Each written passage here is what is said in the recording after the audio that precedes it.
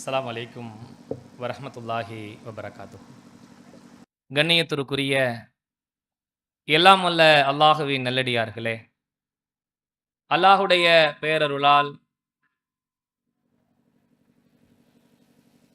அவனுடைய மார்க்கத்தை அறிந்து கொள்ள வேண்டும் என்ற பேராவலோடு நாமெல்லாம் இங்கே பெரும் திரளாக ஒன்று கூடியிருக்கின்றோம். அல்ஹம்துலில்லாஹ். இந்த நிகழ்ச்சியிலே மரணம் தரும் படிப்பினை என்ற ஒரு அற்புதமான தலைப்பை வழங்கியிருக்கிறார்கள். இந்த தலைப்பானது எல்லா இடங்களிலும் எல்லா நேரங்களிலும் மீண்டும் மீண்டும் பேச வேண்டிய மிக முக்கியமான ஒரு தலைப்பு. இந்த உலக வாழ்க்கையில் எத்தனை ஆண்டு காலம் நாம் வாழ்ந்தாலும், எத்தனை நாட்கள் வாழ்ந்தாலும், எத்தனை மாதங்கள் வாழ்ந்தாலும், ஒரு நாள் நாம் மரணத்தை சுவைத்தே தீரப்போகிறோம் என்பதை இந்த உலகத்தில் வாழுகிற எல்லா மக்களுக்கும் மீண்டும் மீண்டும் அல்லாஹு ரப்புல் ஆலமீன் நினைவுபடுத்தி கொண்டே இருக்கிறான். அல்லாஹ் நமக்கு நினைவுபடுத்தி ஒட்டுமொத்த உலகத்திற்கும் மீண்டும் மீண்டும் நினைவுபடுத்தி கொண்டே இருக்க சொல்லுகிற மிக முக்கியமான ஒரு செய்தி. ஏனென்றால் இந்த உலக வாழ்க்கை என்பது நிரந்தரமானது அல்ல. இந்த உலகத்தில் இருக்கிற எல்லா மனிதர்களுமே கருத்து வேறுபாடு இல்லாமல் ஏற்றுக்கொள்கிற ஒரே செய்தி எதுவென்றால், இந்த மரணத்தை ஒரு நாள் நாம் தழுவ போகிறோம் என்பதை உலகத்தில் உள்ள எல்லா மக்களும் இரண்டு கருத்திற்கு இடமில்லாத அளவிற்கு இதை ஏற்றுக்கொள்வதற்கு தயாராக இருப்பார்கள். நீங்கள் எந்த ஒரு கருத்தை உலகத்தில் சொன்னாலும் அந்த கருத்திற்கு இன்னும் ஒரு மாற்று கருத்தை சொல்வதற்கு எல்லோரும் தயாராக இருக்கிறார்கள். நீங்கள் மார்க்க ரீதியான ஒரு கருத்தை முன்னிறுத்தினாலும் சரி, அல்லது உலக ரீதியான கருத்துக்களை முன்னிறுத்தினாலும் சரி, விஞ்ஞான ரீதியான கருத்துக்களை முன்னிறுத்தினாலும் சரி, மருத்துவ ரீதியான கருத்துக்களை முன்னிறுத்தினாலும் சரி, எந்த ஒரு கருத்தை நாம் உலகத்தில் முன்னிறுத்தினாலும் அதற்கு மாற்று கருத்து, வேறு ஒரு கருத்தை இந்த உலகத்திலே சொல்வதற்கு மக்கள் இருந்து கொண்டே இருப்பார்கள். இது கியாமத்து நாள் வரைக்கும் இதை நாம் மாற்றவே முடியாது, அழிக்கவும் முடியாது என்ற அளவுக்கு மக்கள் இருக்கிறார்கள். அப்ப எல்லோரும் ஏற்றுக்கொள்கிற ஒரு செய்தி என்ன? இந்த மரணம் என்பது நாம் என்றாவது ஒரு நாள் சுவைத்தே தீருவோம். இந்த மரணத்தை யாருமே மறுத்து பேச மாட்டார்கள், யாரும் மாற்றி பேச மாட்டார்கள். எல்லோரும் ஏற்றுக்கொள்கிற இந்த மரணத்தை பற்றி அல்லாஹ் திருக்குர்ஆனிலே சொல்லும் பொழுது, குல்லு நஃப்ஸின் ஸாயிகத்துல் மௌத், உலகத்தில் உள்ள எல்லா ஆத்துமாக்களும் ஒரு நாள் மரணத்தை சுவைத்தே தீரும். அதில் எந்த வகையான மாற்று கருத்துமே இல்லாத அளவிற்கு எல்லா உயிரினங்களும் எல்லா ஆத்துமாக்களும் ஒரு நாள் இந்த மரணத்தை நாம் சுவைக்கத்தான் போகிறோம், இறக்கத்தான் போகிறோம் என்பதை அல்லாஹு ரப்புல் ஆலமீன் திருமறை குர்ஆனை நமக்கு மிக அழகான முறையிலே தெளிவுபடுத்துகிறான். இந்த மரணத்தை பற்றி எச்சரித்துக் கொண்டேதான் இருக்க வேண்டுமா? இதை மீண்டும் மீண்டும் ஏன் நினைவுபடுத்த வேண்டும்? இதை நினைவுபடுத்துவதனால் இந்த உலகத்தில் உள்ள நன்மைகள் என்ன, அதனால் நமக்கு மறுமையில் ஏற்படுகிற நன்மை என்ன என்பதை நாம் சரியான முறையிலே புரிந்து கொண்டோம் என்று சொன்னால் இந்த உலக வாழ்க்கையும் நமக்கு நிம்மதியாக இருக்கும். நாளை மறுமையிலே அல்லாஹ் ரப்புல் ஆலமீன் எழுப்பி நம்மை எல்லோரும் விசாரித்து பாவிகளை நரகத்தையும் நல்லவர்களுக்கு சொர்க்கத்தையும் ஏற்படுத்தியிருக்கிற அந்த நாளிலும் நாம் நிம்மதியாக இருக்கலாம். அந்த மரணத்தை இந்த உலகத்திலே ஒருவன் சரியான முறையிலே சிந்தித்தால், அதை சரியான முறையிலே நம் வாழ்க்கையிலே அல்லாஹ் ஏற்படுத்துவதற்கு முன்பாக நாம் பயன்படுத்தி கொள்ள வேண்டும் என்று நினைத்தால், இந்த உலக வாழ்க்கையிலே அல்லாஹ் ரப்புல் ஆலமீன் நம்ம ஒரு நல்ல மனிதராக வாழ்வதற்கு மிக அற்புதமான ஒரு செய்தி. நீங்கள் மரணத்தை எப்பொழுதெல்லாம் மறந்து வாழுகிறீர்களோ, எப்பொழுதெல்லாம் மறுமையை மறந்து வாழுகிறீர்களோ, அப்பொழுதெல்லாம் இந்த உலகத்திலே நல்ல மனிதர்களாக வாழ்வதற்கு மிக மிக குறைந்த அளவுதான் நம் வாழ்க்கையே இருக்கும். ஆனால் மரணத்தை ஒருவன் மீண்டும் மீண்டும் சிந்திக்கும் பொழுது இந்த உலகத்திலே வாழப்போகிற காலம் என்பது ரொம்ப அற்பமான காலம், ரொம்ப குறைந்த காலத்திலே வாழப்போகிறோம், என்னைக்கு மௌத்து வரும் நமக்கு தெரியாது என்பதை ஒருவன் சிந்தித்தால் அணு தினமும் அணு நேரமும் அணு நாட்களும் நல்ல மனிதராக வாழ்வதற்கு நாம் முயற்சிப்போம். நாம் என்னைக்கோ மௌத்தா போக போறோம், 40 வயசு 50 வயசு 60 வயசு 80 வயசு 100 வயசு எப்பயோ மௌத்தா போக போறோம் என்ற சிந்தனை நம் உள்ளத்தில் இருப்பதனால தான் பெரும்பான்மையான பாவங்களை இந்த உலகத்தில் நாம் சம்பாதித்துக் கொண்டே இருக்கிறோம். ஏன்? நம்ம எப்பயோ மௌத்தா போறோம், அது வரைக்கும் நம்ம நல்லது கெட்டது எல்லாத்தையும் அனுபவிச்சுக்கிருவோம், எப்படி வேணா வாழ்ந்துக்கலாம், பிறகு நம்ம பார்த்துக்கலாம் என்று நம்முடைய சிந்தனை உள்ளத்திலே வருவதற்கான காரணம் என்ன என்றால், எப்பயோ மௌத்தா போக போறோம் என்ற சிந்தனை தான். ஆனா நம்ம எப்போ மௌத்தா போயிரும் தெரியாது. எப்பயோ நம்ம மௌத்தா போயிரும் நினைக்கிறனால அப்படிப்பட்ட சிந்தனை வருது. ஆனால் நாம எப்பவுமே மௌத்தா போயிருவோம், இப்போ உடனே மௌத்தா போறதுக்கு வாய்ப்பு இருக்கு, உடனே கொஞ்ச நேரத்துல மௌத்தா போயிடுவோம், நாளைக்கு போயிடுவோமா, இப்ப போவோமா, எப்ப போவோம் நமக்கு தெரியாது என்று நாம் உள்ளத்திலே நினைத்தோம் என்று சொன்னால், நாம் நல்ல மனிதனாக இந்த உலகத்திலே வாழ்வதற்கு எல்லா நேரத்திலும் முயற்சித்துக் கொண்டே இருப்போம். நீங்கள் நபிகள் நாயகம் ஸல்லல்லாஹு அலைஹி வஸல்லமுடைய வாழ்க்கையை மிக அற்புதமான முறையிலே இந்த உலகத்தை நாம் சிலாகிக்கிறோம். அவருடைய வாழ்க்கை இந்த உலகத்தை நாம் எல்லா நேரங்களிலும் பேசிக் கொண்டிருக்கிறோம். அவங்களுடைய வாழ்க்கை இந்த உலகத்தை நாம் முன்மாதிரியாக எடுத்துக்கொண்டிருக்கிறோம். அவருடைய வாழ்க்கை இந்த வஉலகத்திலே எல்லா இடங்களிலும் எல்லா தருணங்களிலும் எல்லா நாட்களிலும் நாம் மீண்டும் மீண்டும் பேசிக்கொண்டே இருக்கிறோமே. அப்படிப்பட்ட நபிகள் நாயகம் ஸல்லல்லாஹு அலைஹி வஸல்லமுடைய வாழ்க்கை எப்படி அமைந்திருந்தது என்பதை நீங்கள் சிந்தித்து பார்க்கும் பொழுது ஆயிஷா ரலியல்லாஹு அன்ஹா அவர்கள் அறிவிக்கிறார்கள், குலுக்கல் குர்ஆன், அவர்களுடைய வாழ்க்கை குர்ஆனாகவே இருந்தது என்று சொன்னார்கள். எப்படி குர்ஆனாகவே இருக்க முடிந்தது? நாம் இந்த உலகத்திலே வாழுகின்ற காலம் என்பது குறைந்த காலம். அல்லாஹ் நமக்கு எப்பொழுது மௌத்தை தருவான்னு தெரியாது. அந்த மௌத்து வருவதற்கு முன்பாகவே நம்முடைய வாழ்க்கையை நாம் சரிபடுத்திக் கொள்ள வேண்டும். நாம் பிறருக்கு எடுத்து சொல்லுகிற இடத்திலே அல்லாஹ் ரப்புல் ஆலமீன் நம்மை இறை தூதராக தேர்ந்தெடுத்திருக்கிறான். அவர்களுக்கு சொல்ல வேண்டிய செய்தியை இறைவனிடத்திலிருந்து நாம வாங்கி அவர்களுக்கு சொல்லிக் கொண்டே இருக்க வேண்டும். அப்படி சொல்லுகிற நாம் அல்லாஹ் நமக்கு மரணத்தை எப்ப தருவான்னு தெரியாது. அதனால் நாம் சரியான முறையில் இந்த உலகத்திலே நல்ல மனிதனாக வாழ வேண்டும் என்ற சிந்தனை அவருடைய உள்ளத்திலே ஆழமாக அல்லாஹ் விதைத்ததனுடைய விளைவாக எல்லா தருணங்களிலும் நல்ல மனிதராக, ஒரு சிறந்த மனிதராக, முன்மாதிரியான முஸ்லிமாக, ஒட்டுமொத்த உலகமும் திரும்பி பார்க்கிற மனிதராக அவர்கள் வாழ்ந்ததற்கான காரணம், நாம் மரணிக்க போகிறோம், அல்லாஹ் ரப்புல் ஆலமீன் மறுமையில் நம்மை எழுப்பி விசாரிக்க போகிறான் என்ற சிந்தனை அவருடைய உள்ளத்திலே ஆழமாக இருந்ததுடைய விளைவு. அந்த சிந்தனை நம்முடைய வாழ்க்கையில் ஆழமாக பதிந்திருந்தால் இந்த உலகத்தில் எத்தனையோ பாவங்களும் தீமைகளும் கொடுமைகளும் தலைவிரித்து இருக்கிற நேரங்களில் நம்மால் சரியான முறையில் நடந்து கொள்ள முடியும் என்று சொன்னால் எப்படி முடியும்? அந்த மரணத்தை பற்றி நினைத்தால் மட்டுமே முடியும். வமல் ஹயாத்த துன்யா இல்லா லயிப்பு வலஹுன் வலத்தாருல் ஆகிரத்து ஹைருல் லில்லதீன யத்தகூன் அஃபலா தாகிலூன். அல்லாஹ் திருமறை குர்ஆனிலே சொல்கிறான். எப்படிப்பட்ட செய்தி? இந்த உலக வாழ்க்கை என்பது வீணானதாக விளையாட்டானதாக இருக்கிறது. யார் அல்லாஹ்வை அஞ்சுகிறார்களோ அப்படிப்பட்ட மனிதர்களுக்கு மறுமை வாழ்க்கை தான் சிறந்தது. அஃபலா தாகிலூன், நீங்கள் சிந்திக்க மாட்டீர்களா என்று அல்லாஹ் கேட்கிறான். அல்லாஹ் திருமறை குர்ஆனிலே கேட்கிற மிக முக்கியமான கேள்வி என்ன? இந்த உலக வாழ்க்கை என்பது வீணானதாக விளையாட்டானதாக இருக்கிறது.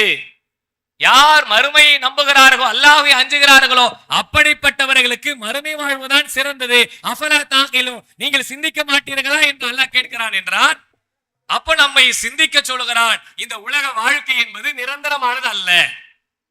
இந்த உலகம் அற்பமானது, வீணானதாக விளையாட்டானதாக நாம் படைத்திருக்கிறோம். நீங்கள் அல்லாஹ்வை பயப்படுவது உண்மையாக இருந்தால் உங்களுக்கு சிறந்த வாழ்க்கை எதுவென்றால் அல்லாஹ்விடத்தில் இருக்கிற மறுமை வாழ்க்கை தான் சிறந்தது.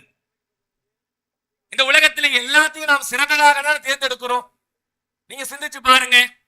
எதை ஒரு ஆடை வாங்குவதா இருந்தாலும் சரி, அல்லது வீட்டுக்கு தேவையான ஒரு பொருளை வாங்குவதாக இருந்தாலும் சரி, வேற வேற எந்த ஒரு விஷயத்தை நாம் வாங்குவதாக இருந்தாலும் அதிலே நல்ல பொருளாக, குவாலிட்டியானதாக, சிறப்பானதாக, பெஸ்டானதாக அதையே நாம் ஏன் தேர்ந்தெடுக்கிறோம்? வாங்கினா நல்லா இருக்கணும், ரொம்ப நாளைக்கு உழைக்கணும், சீக்கிரம் செலவு வைக்க கூடாது, கேரண்டி அவங்க கொடுத்தானா 10 வருஷம் 20 வருஷம் கேரண்டி யார் கொடுக்குறாங்களோ அதை போய் வாங்குவோம். உலகத்தை நம்ம நினைக்கிறோமா இல்லையா?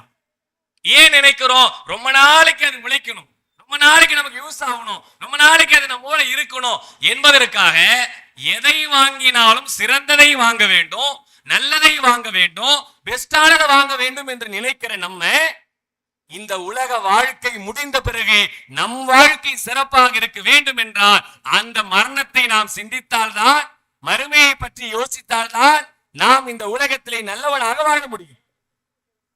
அதனால அல்லாஹ் சொல்லுகிறான், நீங்கள் அல்லாஹ்வை அஞ்சினால் மறுமை வாழ்க்கை தான் பெஸ்ட், சிறப்பு. நாம் அல்லாஹ்வை அஞ்சுகிறோமா இல்லையா? நம்மை மறுமையை பற்றியான சிந்தனையை தூண்டுவது எது? நம்மை சுத்தி நடக்கிற மரண தருவாய்களை நீங்க சிந்திச்சு பாருங்க. நம்மை சுத்தி எத்தனையோ பேர் இறக்கிறார்கள். நம்முடைய உறவுக்காரர்கள், நம்முடைய அக்கம் பக்கத்து வீட்டுக்காரர்கள், நம்முடைய குடும்பத்தை சார்ந்தவர்கள், நம்மோட பிறந்தவர்கள், நம் தெருவுக்காரர்கள் எல்லோரும் ஒவ்வொரு நேரங்களிலும் மரணித்துக் கொண்டே இருக்கிறார்கள். அப்போ நம்ம இந்த உலகத்துல நல்ல மனிதராக வாழ வேண்டும் என்று சொன்னால் நம்மை சுற்றி நடக்கிற மரணங்களை பற்றி நீங்கள் சிந்தித்து பாருங்கள். எத்தனை பேர் நம்மை விட்டு இழக்கிறார்கள், மரணித்து போகிறார்கள். நம்ம குடும்பத்தை சார்ந்தவங்க, நம்முடைய உறவுக்காரங்க, தெரிந்தவங்க, இப்படின்னு எல்லோரும் இறந்து போகிற நேரங்களில் நம்முடைய சிந்தனை எப்படி இருக்கிறது? மௌத்தா போயிட்டாங்களே, இறந்துட்டாங்களே, நேத்து வரைக்கும் நம்மோட பழகினாரு, பேசினாரு, அப்படின்னு நம்முடைய உள்ளங்களில் ஒரு வகையான ஆதங்கம் ஏற்படும். அந்த நேரத்தில் ஒரு கவலை ஏற்படும். அந்த சிந்தனை நம்முடைய உள்ளத்திலே ஒரு சில நாட்கள் அல்லது சில மணி நேரங்கள், ஒவ்வொரு மனிதனுடைய ஈமானை பொறுத்து, இறையச்சத்தை பொறுத்து அந்த சிந்தனை ஓடுகிற நாட்கள் தூரம் இருக்கும். அந்த நேரங்கள் நமக்கு வருகிற சிந்தனை என்ன? நம்ம வளர்ந்தாரு, இத்தனை நாள் இருந்தாரு, ஏதோ இந்த சமூகத்தில் ஏதோ ஒன்று செஞ்சாரு, அதற்கு பிறகு இந்த உலகத்தில் விட்டு போயிட்டாரு, மௌத்தா போயிட்டாரு, இனிமே இந்த உலகத்துக்கு வர போறது இல்லை. ஆனால் நம்முடைய உள்ளத்தில் ஏற்படுகிற எண்ணம் என்ன? இத்தனை நாள் வாழ்ந்தாரு, மௌத்தா போயிட்டாரு, அவ்வளவு, வேற ஒன்றும் பெருசா ஏற்படல. ஆனால் உண்மையா சில பேர் மட்டுமே எதை யோசிக்கிறோம் என்றால், நாம இவ்வளவு இவருக்கு பேசணுமே, நிறைய திட்டி இருக்கிறோமே, நிறைய பேசியிருக்கோமே இவரை பத்தி நம்ம வீட்டில் இருக்கும் போதே ஏதாவது தண்டச்சோறு திண்டு உட்கார்ந்து இருக்கிறீங்க அப்படின்னு திட்டணுமே, ஏதேதோ வாய்களில் வந்த வார்த்தை எல்லாம் அவங்களை ஏசினோமே, பேசினோமே என்று ஒவ்வொரு தரப்புக்கும், ஒவ்வொரு மனிதருக்கும் ஒவ்வொரு வகையான மக்கள் இருப்பார்கள். அது இயக்கமா இருக்கலாம், அல்லது நிறுவனங்களாக இருக்கலாம், அல்லது பள்ளிக்கூடங்களாக இருக்கலாம், நண்பர்கள் மத்தியில் இருக்கலாம், குடும்பத்துக்கு மத்தியில் இருக்கலாம், கணவன் மனைவியாக இருக்கலாம், பிள்ளைகள் தாய் தந்தையா இருக்கலாம். இப்படி எந்த ஒரு தரப்புகளுமே நாம் வாழுகிற நேரத்திலே நாம் எத்தனை நாள் வாழ போகிறோமே, மௌத்தா போயிடுவோமே என்ற சிந்தனையோடு அவங்கள்ட்ட பழகிறது இல்ல. மௌத்தா போன பிறகு நமக்கு வருகிற சிந்தனை என்ன? இத்தனை நாள் நம்மோட வாழ்ந்தாரு, இப்ப மௌத்தா போயிட்டாரு, இப்ப நம்ம அவங்கள்ட்ட எதையுமே சொல்ல முடியாது, எதுவும் மன்னிப்பு கேட்க முடியாது, எதை பத்தியும் பேச முடியாது, எதையும் பகிர்ந்துக்க முடியாது என்ற கவலை எப்பொழுது வருதுன்னா அவங்க மரணித்த பிறகு நம்முடைய உள்ளத்தில் ஏற்படுகிறது. நாமும் அப்படி மரணிக்க போகிறோம் என்ற சிந்தனை நம் உள்ளத்திலே ஆழமாக பதிந்திருந்தால், மரணத்துடைய சிந்தனை உள்ளத்தில் இருந்து கொண்டே இருந்தால், மறுமையுடைய சிந்தனை உள்ளத்தில் இருந்து கொண்டே இருந்தால், நாம் எப்ப போகுமோ தெரியாது, வாழுகிற வாழ்க்கையிலே நல்ல மனிதராக வாழ்ந்து மௌத்தா போயிடுவோம் என்ற சிந்தனை உள்ளத்திலே உதித்து கொண்டே இருக்க வேண்டும். நபிகள் நாயகம் ஸல்லல்லாஹு அலைஹி வஸல்லமுடைய வாழ்க்கையை நீங்கள் எல்லா தரப்பையும் அலசி பாருங்கள். அவர்கள் முனாஃபிகீன்களாக இருக்கட்டும், அல்லது வேறு சில மக்களாக இருக்கட்டும், முஸ்லிம்களாக இருக்கட்டும், எந்த மனிதனிடத்திலையும் அல்லாஹ்வின் தூதருடைய குணாதிசயங்கள் இவர்களுக்கு ஒரு மாதிரி நடிப்பு மாதிரியும், அவர்களுக்கு ஒரு மாதிரி யதார்த்த மாதிரியான வாழ்க்கை அவங்க வாழ்க்கையில பார்க்கவே முடியாது. எல்லா இடங்களிலும் அல்லாஹ்வின் தூதர் அவர்கள் எல்லோரிடத்திலையும் அன்பாகவும் பாசத்தோடும் நேசத்தோடும் சகோதரத்துவத்தோடும் யாருக்கு எந்தெந்த நேரத்தில் மரியாதையை செலுத்த வேண்டுமோ அத்தனையும் செலுத்திக் கொண்டே இருந்தார். அடிக்கடி ஒரு செய்தி நம்ம கேள்விப்படும் இல்ல, அவங்களுடைய பள்ளிவாசல்ல, மஸ்ஜிது நபவியில நபிகள் நாயகம் ஸல்லல்லாஹு அலைஹி வஸல்லம் அவருடைய பள்ளிவாசல்ல வேலை செய்த மூதாட்டி இறந்து போயிட்டாங்க. அவங்க இறந்து போனவனே அல்லாஹ்வின் தூதர் அவர்கள் கேட்டாங்க, எங்க ஆளையே காணோமே, இவங்களுக்கு வேலைக்கு வர காணோமே, என்ன விஷயம் அப்படின்னு அல்லாஹ்வின் தூதர் அவர்கள் விசாரிக்கிறார்கள். விசாரித்த உடனே அவங்க நேற்று நைட்டு இறந்துட்டாங்க, நீங்க தூக்கத்தில் இருந்தனால உங்களை டிஸ்டர்ப் பண்ண வேணான்னு சொல்லி நாங்க எழுப்பல, அவர்களை அடக்கம் செய்து விட்டோம் அப்படின்னு யாரை சொன்னார்கள்? பள்ளிவாசல்ல வேலை செய்த ஒரு பணியார், பெரிய ராஜதந்திரமாக அரசியல் யுக்திகள் எல்லாம் கையாளுகிற ஒரு மனிதரை கூட இருந்து மௌத்தா போகல. அல்லாஹ்வின் தூதருடைய பல போர்களில் கலந்து கொண்டாங்களா என்பதெல்லாம் தெரியாது. பள்ளிவாசல்ல வேலை செய்யக்கூடிய ஒரு முதியவர், அவ்வளவுதான். அவர்கள் இறந்து விட்டார்கள். அல்லாஹ்வின் தூதர்கள் எங்கன்னு கேட்கிறாங்க.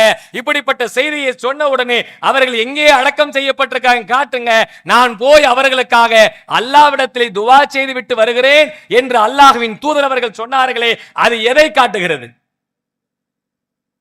அவங்க மௌத்தா போயிட்டாங்க, நாம எப்போ மௌத்தா போவோம்னு தெரியாது. நம்மோட இருந்த மனிதருக்காக அல்லாஹ்விடத்திலே கையேந்தி துஆ செய்தால் அல்லாஹ் அதை அங்கீகரித்துக் கொண்டு அவருடைய பாவத்தை மன்னிக்க மாட்டானா? ஏன் இந்த சிந்தனை?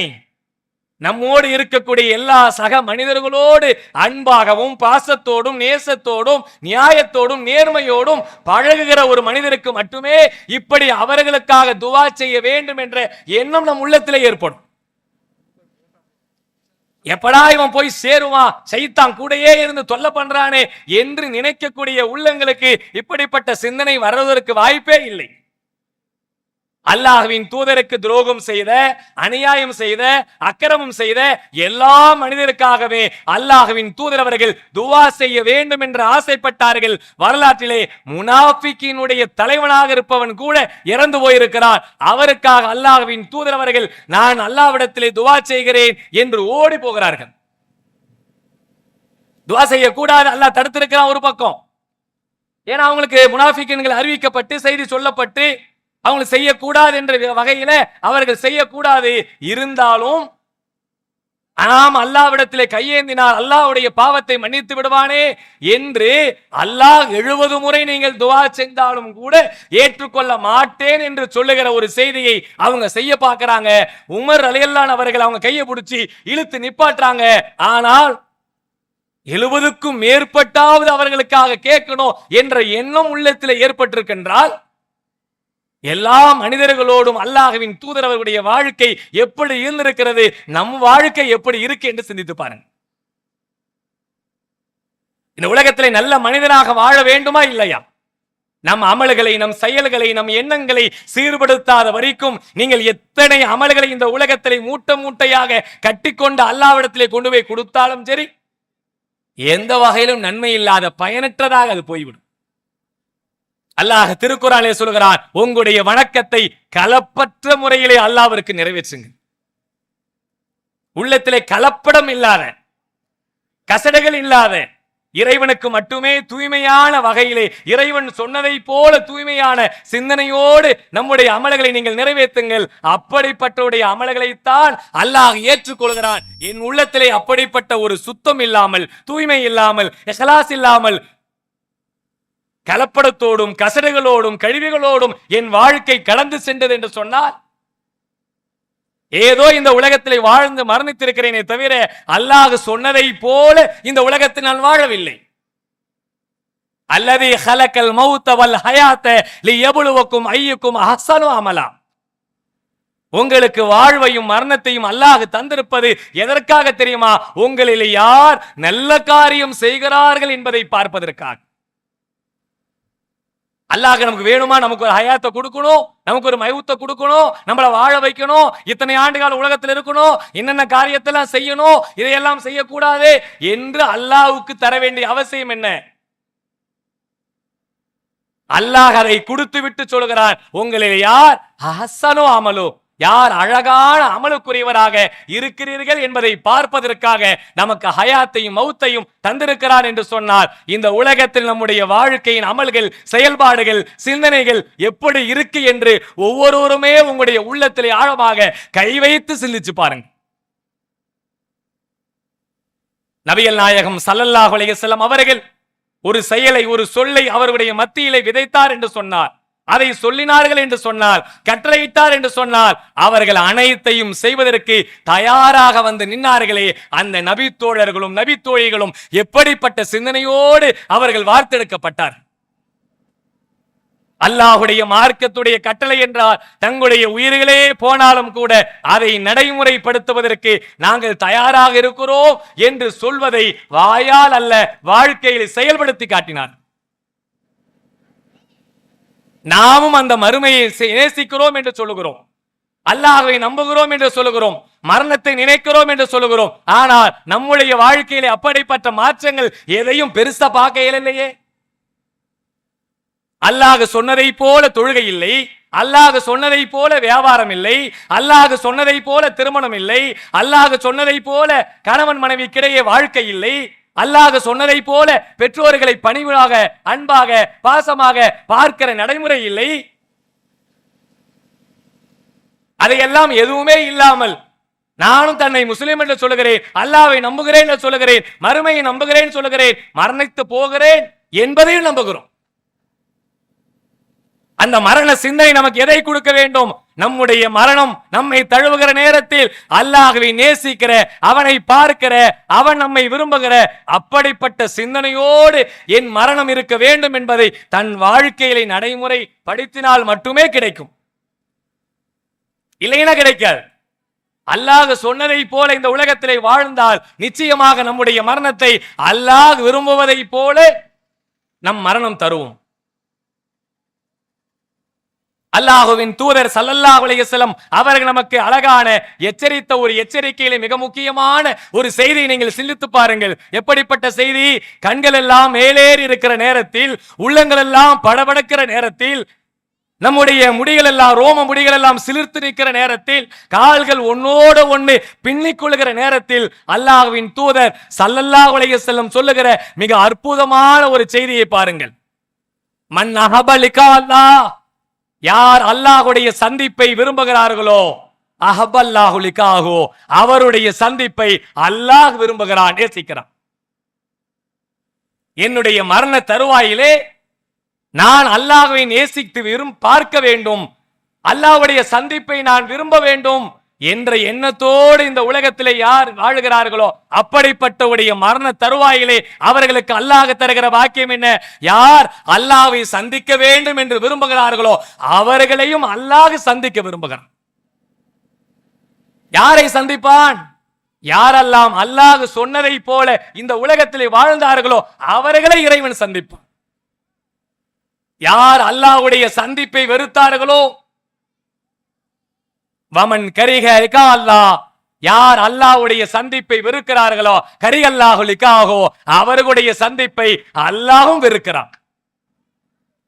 உங்களுடைய சந்திப்பை நாம் எப்படி வைத்துக் கொள்ள வேண்டும் என்பதை இந்த நேரத்தில் நீங்கள் சிந்தித்து பாருங்கள். எல்லா மனிதருக்கும் உலகத்தில் ஏற்படுகிற ஒரு தருவாய் இது. நம்முடைய கண்களும் மேலேறி, நம்முடைய உள்ளமும் பதபடுக்கிற, நம்முடைய ரோம கால்களும் சிலிர்த்து நிற்கிற, நம்முடைய கால்களும் ஒன்னோடு ஒன்று பின்னி பிணைந்து நிற்கிற, நம்முடைய சகராத்துடைய நேரம், உயிர்கள் பிரிகிற நேரம், நம் ரூகை நம்மை விட்டு போகிற நேரம், அப்படிப்பட்ட நேரத்திலே அல்லாஹ்வுடைய சந்திப்பை நாம் விரும்பியவனாக இந்த உலகத்திலே வாழ்ந்தால் நிச்சயமாக அல்லாஹ்வும் நம்முடைய சந்திப்பை விரும்புகிறான். வா அடியானே, உன்னை சந்திக்க நான் விரும்புகிறேன். நான் இட்ட கட்டளையின் பேரில் இந்த உலகத்திலே தன் மனோ இச்சையை கட்டுப்படுத்தி அல்லாஹ் ஹலால் ஆக்கியதை செய்து ஹராமாக்கியதை விட்டு வெளியேறி இறைவனுக்காக இந்த உலகத்திலே வாழ்ந்து மரணித்திருக்கிறோம் என்ற சிந்தனை நம் உள்ளத்தில் இருக்க வேண்டும். நீங்கள் ஒவ்வொருவருமே உங்களுடைய உள்ளத்திலே கை வைத்து, என்னுடைய உள்ளத்திலே கை வைத்து நாம் சிந்தித்து பார்க்க வேண்டிய மிக முக்கியமான ஒரு தலைப்பு. நாம் அப்படி இந்த உலகத்திலே வாழ்ந்து கொண்டிருக்கிறோமா? எத்தனை மரணங்களை நம் வாழ்க்கைகளை பார்க்கிறோம். அல்லாஹ்வின் தூதர் ஸல்லல்லாஹு அலைஹி வஸல்லம் அவர்கள் இன்னொரு நேரத்திலே மிக அற்புதமான ஒரு செய்தியை நமக்கு சொல்லி காட்டுகிறார்கள். அல்லாஹ்வின் தூதருடைய காலத்தில் ஒரு மரணம் கொண்டு செல்லப்படுகிறது, ஒரு மவுத்து கொண்டு போகப்படுகிறது. அந்த கொண்டு போகிற நேரத்தில் மக்கள் எல்லாம் பேசிக் கொள்கிறார்கள், எப்படிப்பட்ட ஒரு நல்ல மனிதர் இந்த உலகத்திலே வாழ்ந்து மவுத்தாயிட்டாரே, அல்லாஹ் ரப்புல் ஆலமீன் இவருக்கு ஜன்னத்தை தர வேண்டும், சொர்க்கத்தை தர வேண்டும் என்று நல்ல விதமாக மக்கள் பேசிக் கொள்கிறார்கள். அல்லாஹ்வின் தூதருக்கு இந்த செய்தி சொல்லப்படுகிறது. வஜபத், நீங்கள் எதை சொன்னீர்களோ அது உறுதியாகிவிட்டதுன்னு சொன்னான். இன்னும் ஒரு மவுத்து அதே மாதிரி கொண்டு செல்லப்படுகிறது. சில நாட்களுக்கு பிறகு அல்லாஹ்வின் தூதர் ஸல்லல்லாஹு அலைஹி வஸல்லம் அவர்கள் அந்த மவுத்தை பார்த்து மக்கள் எல்லாம் பேசிக் கொள்ளுகிற செய்தி அல்லாஹ்வின் தூதருக்கு கொண்டு செல்லப்படுகிறது. எப்படிப்பட்ட மனுஷன், பாவி, வாழ்ந்தானே, செத்து தொலைந்தாண்டாப்பா, போய் சேர்ந்துட்டாண்டாப்பா அப்படின்னு மக்கள் எல்லாம் கெட்ட விதமாக பேசிக் கொண்டிருக்கிறார்கள். அதை கேட்டு அல்லாஹ்வின் தூதர் அவர்கள் வஜபத், அதுவும் உறுதியாகிவிட்டதுன்னு சொன்னான். மக்கள் தான் 2 ஜனாசாவுக்கும் பேசுகிறார்கள். மக்களுடைய பேச்சை அல்லாஹ்வின் தூதர்கள் அங்கீகரிக்கிறார்கள். எப்படி அங்கீகரிக்கிறார்கள்? நீங்கள் எதை பேசினீர்களோ அது உறுதியாகிவிட்டது. நல்ல விதமாக பேசினீங்க, நல்ல விதமாக உறுதியாகிவிட்டது. கெட்ட விதமா பேசினீங்க, கெட்ட விதமா உறுதியாகிவிட்டது என்று சொன்னார்கள். ஏன்? முதல் மனிதருக்கு அல்லாஹ் சொர்க்கத்தையும் இரண்டாவது மனிதருக்கு நரகத்தையும் அல்லாஹ் உறுதியாக்கி இருக்கிறார் என்று சொன்னால், எப்படி தன் வாழ்க்கை இந்த உலகத்திலே வாழ்ந்திருக்கிறார் என்பதை மக்கள் சொல்லுகிற நற்சான்றின் மூலமாக அல்லாஹ்வுடைய ஆமீன் இருக்கிறது, அல்லாஹ்வுடைய அங்கீகாரம் இருக்கிறது, அல்லாஹ்வுடைய உத்தரவு இருக்கு என்று சொன்னால், நம் வாழ்க்கையிலே பிற மனிதர்களோடு வாழுகிற வாழ்க்கை எப்படிப்பட்ட வாழ்க்கையாக இருக்கிறது என்பதை சிந்தித்து பாருங்கள். பிற மனிதனுடைய உரிமைகளை, அவருடைய குடுக்கல் வாங்கலில், அவர்கிட்ட கொடுக்க வாக்குறுதிகள், அவங்களுடைய மான விஷயங்களில், அவர்களுடைய பேசுகிற பழக்க வழக்கங்களில், மனைவியை நடத்துகிற விதத்தில், பிள்ளைகளை நடத்துகிற விதத்தில், தாய் தந்தையை நடத்துகிற விதத்தில் கண்ணியமான முறையிலே என் செயல்பாடு இருக்கிறதா என்று நீங்கள் சிந்தித்து பாருங்கள். அலட்சியப்படுத்துகிறோம், கேவலமாக பேசுகிறோம், நம்முடைய காதுகள் கேட்க முடியாத அளவுக்கு கொச்சையான அருவருக்கத்தக்க வார்த்தைகளை பேசி மனைவிகளையும் பிள்ளைகளையும் பெற்றோர்களையும் இழிவுபடுத்துகிறோமே. நம்முடைய மரண தருவாய்களிலே நம் நிலைமை எப்படி இருக்கும் என்று நாம் சிந்திச்சு பார்த்தோமா? அல்லாஹ்வை பயப்படுகிற ஒரு மூமினாக இருந்தால், முஸ்லிமா இருந்தால், என் வாழ்க்கையிலே அல்லாஹ் அனுமதிக்காத, அல்லாஹ் விரும்பாத, அல்லாஹ் சொல்லாத செயலை என் வாழ்க்கையை நான் நடைமுறைப்படுத்துகிறேன் என்று சொன்னால், மரணத்தை பற்றியான பயம் இல்லை எனக்கு. இந்த உலகத்திலே காலங்காலமாக கொடிபிடித்து நிற்கிற ஒரு நிலை எனக்கு ஏற்படுமா? பேசிக்கொண்டிருக்கிற என்னுடைய நேரம் எவ்வளவு என்று தெரியாது, கேட்டுக்கொண்டிருக்கிற உங்களுடைய நேரம் எவ்வளவு என்று தெரியாது. அந்த மலக்குல் மவுத்து நம்மை அடைய வேண்டும் என்று அல்லாஹ் நாடிவிட்டால் அடுத்த செகண்ட், அடுத்த வினாடி அவர் உயிரை பறிக்கப்படும். அதற்குள்ளே இந்த உலகத்திலே நாம் நல்ல மனிதனாக வாழ வேண்டும் என்று சொன்னார், யாரெல்லாம் நம்மை சுற்றி வாழ்ந்திருக்கிறார்களோ, யாரிடத்தெல்லாம் நான் கண்ணிய குறைவாக நடந்திருக்கிறேனோ, அப்படிப்பட்ட மனிதர்களிடத்திலே சென்று அறிந்தோ அறியாமலோ, தெரிந்தோ தெரியாமலோ, தாயாக தகப்பனாக, அண்ணன் தங்கையாக, அக்கா தங்கச்சிகளாக, அண்ணன் தம்பிகளாக வாழ்ந்த நமக்கிடையே மனக்கசப்புகள் இருந்தால் அல்லாஹ்வுக்கு அவரிடத்திலே மன்னிப்பை கேளுங்கள். அல்லாஹ் உங்களை மன்னிக்க தயாராக இருக்க. நமக்கு பெரிய யூகம் தெரியுமா? ஷைத்தான் நம்மளை விடாத கெடுக்கிற மிகப்பெரிய ஒரு ஆயுதம் என்ன தெரியுங்களா? மன்னிப்பு என்ற வார்த்தை.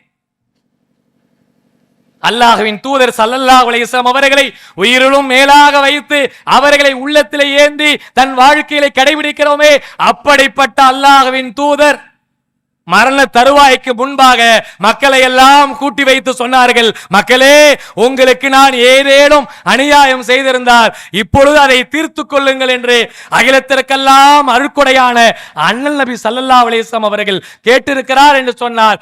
என் வாழ்க்கையை நான் கேட்பதற்கு வெட்கப்படுகிறேன் என்று சொன்னார். நான் யாரை பின்பற்றுகிறேன்? சிந்திச்சு பாருங்க. யாரை பின்பற்றுகிறேன்? அல்லாஹ்வின் தூதரை நான் பின்பற்றுவது உண்மையாக இருந்தால், மவுத்தை நாம் சிந்திப்பது நினைப்பது உண்மையாக இருந்தால், நான் என்னுடைய குடும்பத்தார்களுக்கு, உறவுக்காரர்களுக்கு அப்படிப்பட்ட நிலையிலே நான் ஏதும் செய்திருந்தால் அல்லாஹ்விற்காக என்னை மன்னித்து விடுங்கள். மரணத்திற்கு பிறகு மறுமையிலே வந்து நின்று அல்லாஹ்விடத்தில் கையேந்தி என்னை நஷ்டவாளியாக, முஃப்லீஸாக, நஷ்டமடைந்தவனாக, ஓட்டாண்டியாக ஆக்கி விடாதீர்கள். நபிகள் நாயகம் ஸல்லல்லாஹு அலைஹி வஸல்லம் அவர்கள் சொன்ன மிக அற்புதமான ஒரு செய்தி. நாளை மறுமையிலே முஃப்லீஸ் என்றார் யார் என்று உங்களுக்கு தெரியுமா? அல்லாஹ்வின் தூதரிடத்தை கேட்டார்கள், யார் ரசூலுல்லாஹ், முஃப்லீஸ் என்றால் யார்? ஒண்ணுமே இல்லாத ஓட்டாண்டி, அவன்தான் முஃப்லீஸ் என்று சொன்னார். அப்ப ஓட்டாண்டியா? அப்படின்னா என்ன தெரியுங்களா? இந்த உலகத்துல காசு பணம் எல்லாம் இல்லாம, சொத்து பத்தெல்லாம் இல்லாம, பட்டு புடவைகள்லாம் இல்லாம, நகநட்டு எல்லாம் இல்லாம, பண்ட பாத்திரம் எல்லாம் இல்லாம, ஒண்ணுமே இல்லாத பராரியாக நிற்கிறானே, அவன் தான் நாங்க. நம்ம சிந்தனை அப்படித்தானே வரும். முஃப்லீஸ் என்றால், முசாஃபர் என்றால் நமக்கு அப்படித்தானே சிந்தனை வரும். ஒண்ணுமே இல்லாத பராரி நினைப்போம். அல்லாஹ்வின் தூதர் அவன் இல்லை என்று சொன்னார். நீங்க சிந்திச்சு பார்க்கணும்.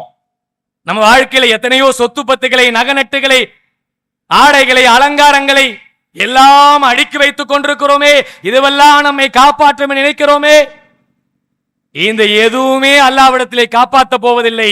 அல்லாஹ் ரப்புல் ஆலமீன் அவன் தன் இந்த உலகத்திலே செய்கிற நல்ல அமல் மட்டுமே காப்பாற்றும். அல்லாஹ்வின் தூதரிடத்தில் இப்படிப்பட்ட செய்தியை சொன்ன உடனே அல்லாஹ்வின் தூதர் சொன்னார்கள், அதெல்லாம் ஒண்ணுமே இல்லப்பா போ. அப்ப யார் ரசூலுல்லாஹ்? முஃப்லிஸ் என்றால் யார்?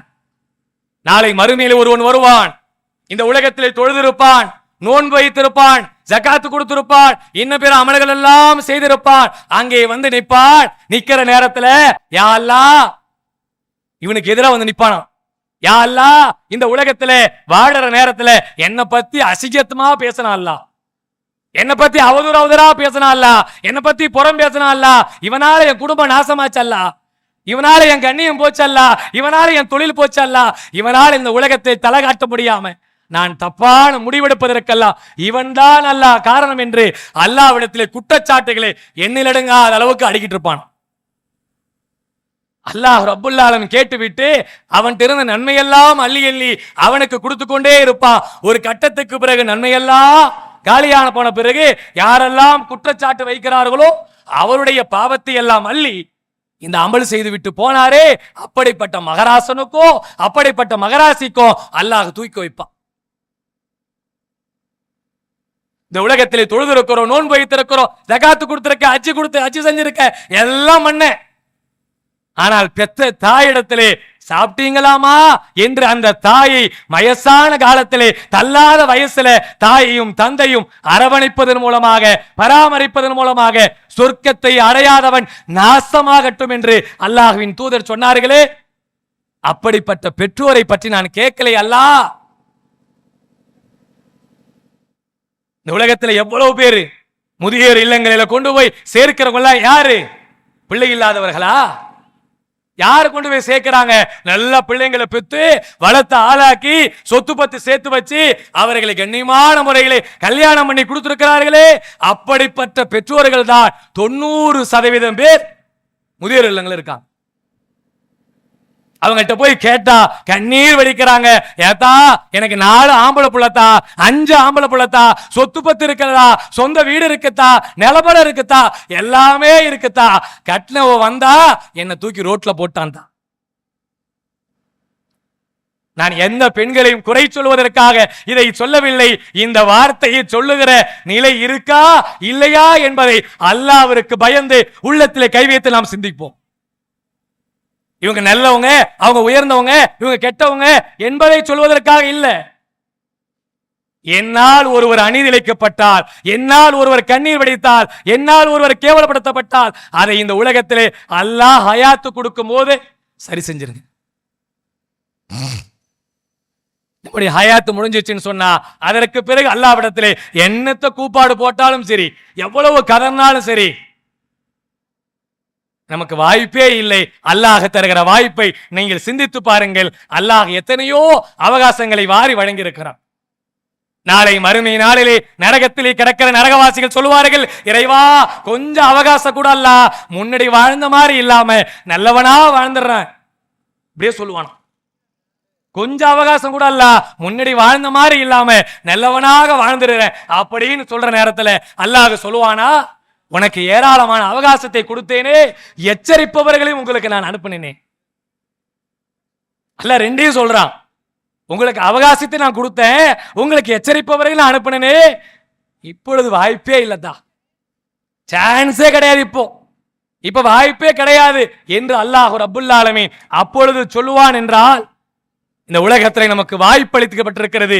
மவுத்துக்கு பிறகு, அந்த மரணத்திற்கு பிறகு நாம் அங்காளிக்கிறோம், ஆதங்கப்படுகிறோம், குறைபாடுபடுகிறோம். அவர் உயிரோடு இருக்கும் போது நேத்து போன் பண்ணாங்களே, போய் சந்திச்சிருந்தேன்னு சொன்னா நான் மன்னிப்பு கேட்டிருப்பேனே.